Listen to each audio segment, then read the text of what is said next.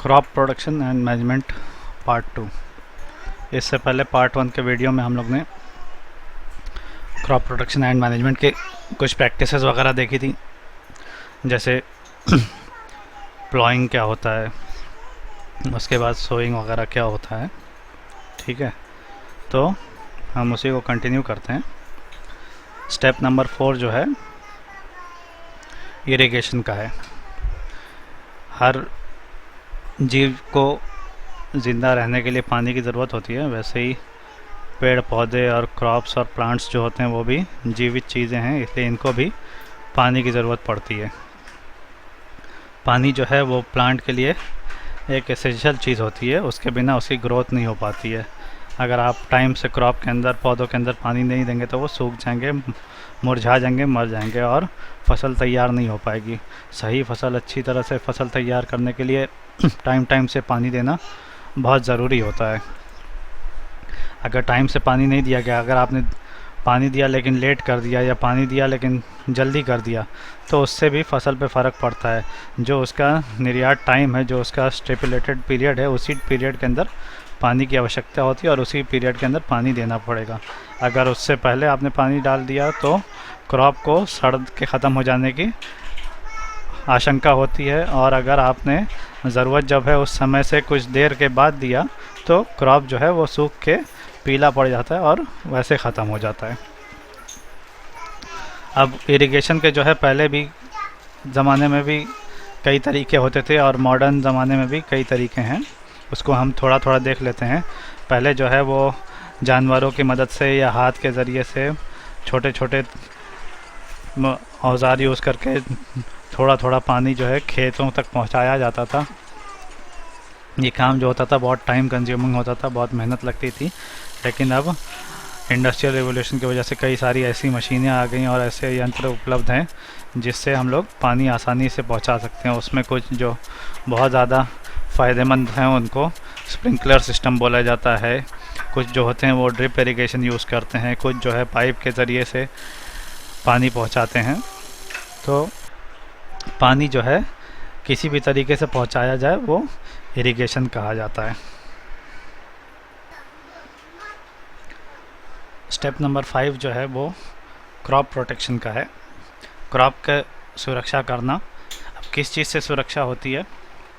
पहला तो यह है कि कीटाणु से और अन्य बीमारियों से क्रॉप को सुरक्षित रखना ज़रूरी होता है, क्योंकि जैसे सभी जीवित चीज़ें हैं, हर एक को कुछ ना कुछ दिक्कत आती है, कुछ ना कुछ बीमारियां या कुछ ना कुछ दूसरे कीड़े मकोड़े उस पर आक्रमण करते हैं। तो उसी तरह से क्रॉप को भी इन चीज़ों से बचाने की ज़रूरत पड़ती है। कभी ऐसा होता है कि कुछ छोटे छोटे कीड़े जो हैं, जैसे पतंगे हो गए या मक्खियाँ हो गई या इस तरह के कीड़े जो हैं वो किसी पौधे को खाना शुरू कर देते हैं, या फिर कभी कुछ बीमारी ऐसी लग जाती है, कभी फंगस वगैरह लग जाती है, मोल्ड जम जाता है। तो इस तरह की बीमारी लगती है, तो उससे अगर इस तरह की बीमारी लग गई या इस तरह के कीड़े जो है हमारी फसल को खाना शुरू कर दिए तो फसल पूरी बर्बाद हो जाएगी। और ऐसा ना होने के लिए, इससे बचाने के लिए हमको सही उपाय और सही टेक्निक यूज़ करना पड़ता है, जिसमें दवाओं का छिड़काव है, कुछ दवाएं ज़मीन के अंदर सॉइल में मिलाई जाती हैं, कुछ दवा जो है ऊपर से छिड़की जाती है। इससे क्या होता है कि जो कीड़े जो प्लांट पे हमला कर रहे हैं या उसको नुकसान पहुंचा रहे हैं वो मर जाते हैं, या जो बीमारियां लग रही हैं या जो फंगस वगैरह लग रहे हैं वो ख़त्म हो जाता है। उसके बाद दूसरा जो प्रोटेक्शन होता है वो वीड्स का प्रोटेक्शन होता है। पहला इंसेक्ट और पेस्ट जो हैं, जो कीड़े मकोड़े और दूसरी बीमारियां जो हैं वो डायरेक्ट प्लांट पे हमला करती हैं, प्लांट के ऊपर अटैक होता है इनका और प्लांट को ये हानिकारक होती हैं। कोई कीड़े ऐसे होते हैं जो कि पत्तियां खा जाते हैं, कुछ बीमारियां ऐसी होती हैं जिसमें उनके डंठल सड़ जाते हैं, कुछ बीमारियां ऐसी होती हैं जिनमें जड़ें ख़राब हो जाती हैं। तो ये सब डायरेक्ट प्लांट के ऊपर इफ़ेक्ट करते हैं। और ये दूसरा पॉइंट जो है प्रोटेक्शन फ्रॉम वीड्स मतलब खरपतवार होता है। मतलब हमने ज़मीन के अंदर बीज बोया है अपनी फसल के लिए, लेकिन घास है और बहुत सारे खरपतवार हैं जो बिना बोए अपने आप उगाते हैं।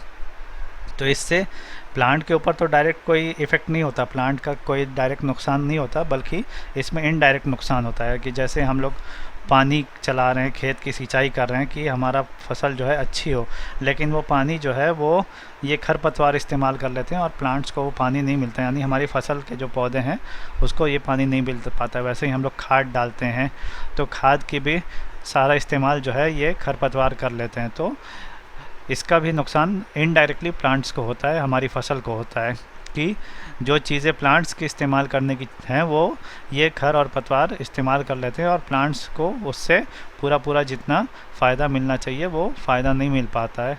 तो इसको भी इससे हिफाजत की ज़रूरत पड़ती है, इसका भी सुरक्षा करनी पड़ती है कि जब हमारी फसल खेत में है तो उस समय बहुत ज़्यादा वीड्स या बहुत ज़्यादा खरपतवार जो है वो फसल के अंदर नहीं पैदा होने पाए, उसको टाइम से उखाड़ा जाता है, उसको निकाला जाता है। या फिर ऐसी भी कुछ दवाएं आती हैं जो प्लांट्स को नहीं नुकसान पहुंचाती, बल्कि सिर्फ इन खरपतवारों को और घास जैसी चीज़ों को नुकसान पहुंचाती है, उनको जला के ख़त्म कर देती है।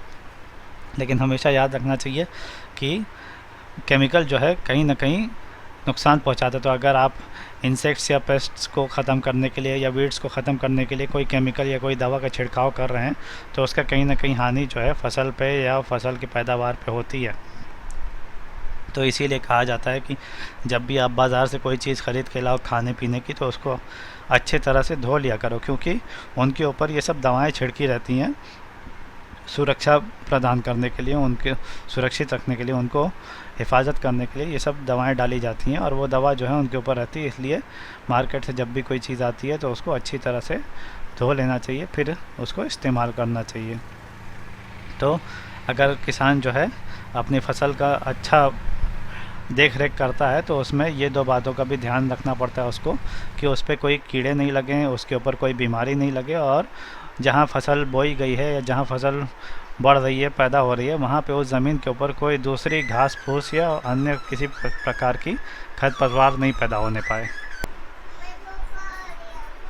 क्रॉप प्रोडक्शन का जो नेक्स्ट स्टेप है वो है हार्वेस्टिंग एंड स्टोरेज। हार्वेस्टिंग और स्टोरेज में 3 मेन काम होता है।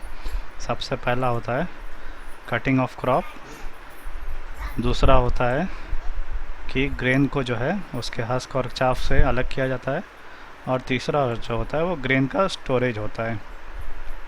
क्रॉप की कटिंग में फसल एक बार तैयार हो जाती है तो उसको फिर किसान अपने हाथ से खुद या फिर मज़दूरों की मदद से काटता है, और या फिर आधुनिक टेक्नोलॉजी का यूज़ करके हार्वेस्टिंग के लिए जो मशीनें आती हैं उनका इस्तेमाल करता है, और वो फसल जो है खेत में से काट के एक जगह जमा करता है।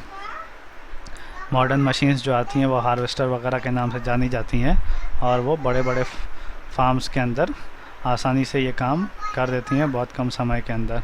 उसके बाद फिर दूसरा काम जो होता है वो separation of grain from husk and chaff. जो अनाज के दाने हैं, जो भी क्रॉप है, उसको उसकी पत्तियों से, उसकी डंठल से, उसके छिलके से अलग किया जाता है, क्योंकि वो सब चीज़ें इंसान के खाने में नहीं आती हैं, बल्कि वो सब जो है जानवरों के खाने में जाती हैं। तो उसका अलग करना, उसकी साफ़ सफाई करना और उसका दाने दाने को उसके कचरे से और छिलके और पत्ती से अलग करना, ये सब काम जो है वो सेकंड स्टेप में आता है। उसमें भी अब तो मशीन जो आती है वो हार्वेस्टर वो दोनों काम कर देती है कि फसल की कटाई भी कर देती है और ये उसके सेपरेशन के काम भी कर देती है। लेकिन पहले जो है ये काम जो होता था वो जानवरों की मदद से या हाथ से किया जाता था। उसके बाद तीसरा और लास्ट स्टेप जो आता है वो फसल के ग्रेन्स जो होती हैं, अनाज के स्टोरेज होता है। उसके लिए बड़े बड़े टंकियाँ बनाई जाती हैं और उसके अंदर ये अनाज जो है साफ़ वाफ करने के बाद उसके अंदर स्टोर किया जाता है, जिसके अंदर वो सुरक्षित रह सके 1 महीने के लिए, 2 महीने के लिए, साल भर के लिए, 2 साल के लिए, यानी जब उसकी ज़रूरत पड़े तब वो निकाला जा सके और उसका इस्तेमाल हो सके।